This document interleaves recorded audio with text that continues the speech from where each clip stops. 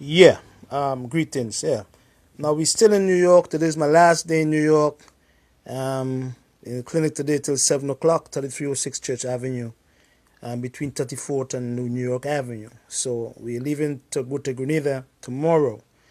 We want to talk a little bit about the skin today and a little bit about iridology, how it works on the chart of the intestine. You can see now this is your intestinal tract here and how it corresponds to your eyes. You look at the chart here, you'll see how it works, yeah?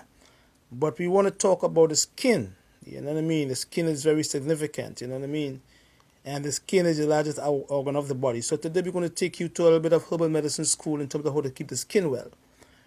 Now, your liver and your kidneys is the foundation of healthy skin. Don't forget that. And also, this organ here plays a role in keeping your skin well because it is called a sewage system. So if your sewage system is intact and you keep it clean, you're going to keep your liver healthy, which in turn going to keep your blood well and keep your skin well, because you have to have what we call good blood purification. If you don't have blood purification and you have a lot of acid in your blood, you're going to get some form of disease long term. All right. So let's look at some herb that is good for the skin. The first one we're going to talk about here is called red clover. And red clover, although it's a herb for children when they have trouble like hives and any kind of skin conditions, eczema, psoriasis, it also have a lot of anti-tumor activity, but it's also good for the lymphatic system, and it is also good for your lungs. All right, so that's one of the first herb you use to keep the skin well, to make your skin look pretty. The second herb I like to use for the skin, especially when the person have boils, is a herb here called red alderbark. Red alderbark, Redalder, alderbark, and it's good for when a lot of the younger people have acne and they have boils and the acne have these pimples and the pimples come to a head. We use red alderbark here with the red clover to help to get rid of the boils. That's another herb we use. This herb here is called horsetail. And horsetail is a significant plant because it have lots of silicon, which is also good for clear skin and good for the nails and the hair. So lots of women should be using silicone because they deal with a lot of what we call beauty. All right, but it's a very significant herb for the hair and the skin. So I use it a lot in skin conditions. Any kind of trouble in the skin, we use horsetail. There's another herb here called sarsaparilla. And sarsaparilla is very significant to bind endotoxin in the gut, to remove it from the gut, and also helps with the connective tissues of the gut. So if you have IBS, if you have mucus colitis, if you have ulcerative colitis, that's where you must use sarsaparilla right here. Sarsaparilla helps to bind with endotoxins in the gut, and also helps you to get rid of a lot of toxins in the tissues of the body. So very important to use sarsaparilla in the mixture. Then another herb I use for the skin, works through the liver, called barberry. You could use golden seal, but golden seal is on the extinct. It's on the brink of extinct, and it is a herb that shouldn't be used for more than 7 days. So they have similar compounds in the barberry plant like the golden seal does. It have a compound called berberine, but it helps the liver, but it also helps the tissues of the liver. This particular herb, if the liver is very stagnated and causing you to have trouble in your skin. And if there is a fungus in the body, and the fungus is located in the intestinal tract now, then I push in another herb here called black walnut. We give it to people who have a lot of worms in the system, a lot of parasites, especially hookworm and threadworm and pinworms.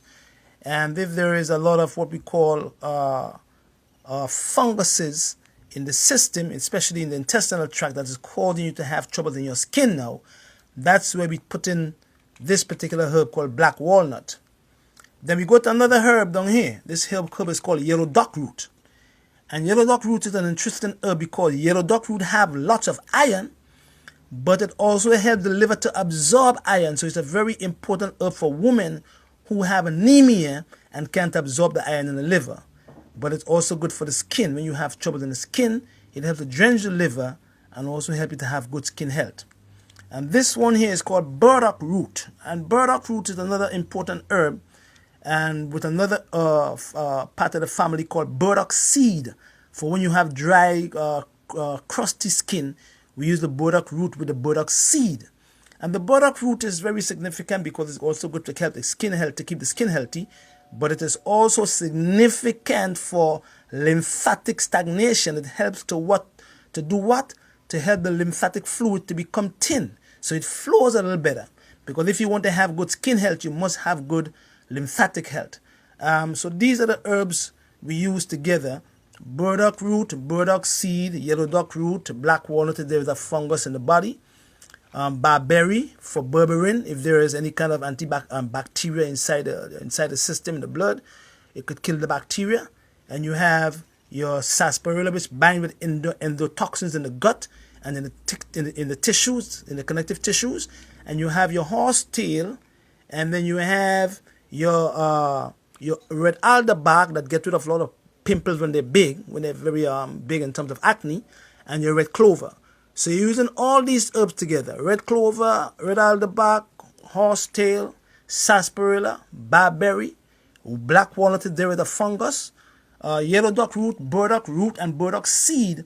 And if you have any kind of skin condition, these herbs are going to fix them, because a lot of these herbs are what we call anti-inflammatory herbs to the skin and to the connective tissues. And then there you see your skin start to clear up, your skin start to look pretty, because your liver and your kidneys is the foundation of healthy skin. So all these herbs should be mixed together, and then you're going to take 1 teaspoon to 1 cup of hot water. You're going to cover it for 5 minutes and strain and drink 3 cups a day. And you must stay away from fried, greasy foods and all the foods that cause your liver to be very stagnated and cause you to have trouble in the skin. And then again, don't forget, always keep this part of the colon healthy, the body healthy, the colon. And in that, we want to keep the sewage system well. Your liver and your kidneys will be able to filter your blood well, and you're going to see your skin and your eyes looking great. All right. Tomorrow we're going to do a video on ADHD, and we're going to teach a lot of women and parents how to control their kids, how to tranquilize the system to prevent or get rid of ADHD. All right. So until, give thanks and praises to the Most High, and always don't forget, God is all the glory belongs to the Most High. All right. And always incorporate the herbs in your diet, because herbs is the healing of the nation. All right. Peace to everyone. Have a blessed day. I'll be home in Grenada tomorrow. So Grenada, here I come. All right. It's my last day in New York in the clinic. So if you want to come and see me, you have up to 7 o'clock. Be blessed.